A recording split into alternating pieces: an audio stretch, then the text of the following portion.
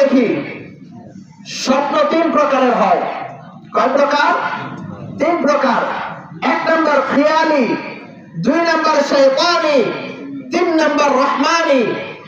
খেয়ালি স্বপ্ন কি? যেটা আমরা সচরাচর সমাজে দেখি বা দেখতে দেখতে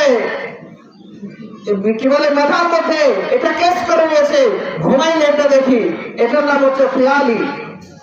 শয়তানি, শয়তান মানুষকে অনেক সময় ভয় দেখায়, অনেক সময় আনন্দ দেয় স্বপ্নের মাধ্যমে, এগুলো হচ্ছে শয়তানি। এই দুই প্রকারের স্বপ্ন, এটার কোনো বাস্তবতা নাই। তিন নম্বর স্বপ্ন রহমানি। এই রহমানি স্বপ্ন মানুষকে আল্লাহ রাব্বুল আলামিন সরাসরি দেখান। এটা মুসলমানকেও দেখান, কাফেরকেও দেখান। কেন দেখান? দেখানোর কারণ হচ্ছে দুটি। এক নম্বর, আল্লাহ রাব্বুল আলামিন যে স্বপ্ন দেখান, স্বপ্ন দেখানোর উদ্দেশ্য বান্দাকে সুসংবাদ দেওয়া। দুই নম্বর, আল্লাহ রাব্বুল আলামিনের উদ্দেশ্য বান্দাকে কোনো বিষয়ে সতর্ক করা। এজন্য আমরা যে স্বপ্নগুলো দেখব, এই স্বপ্নগুলো যারা প্রকৃত অর্থে স্বপ্ন বুঝে তাদের থেকে বুঝে নেওয়া উচিত।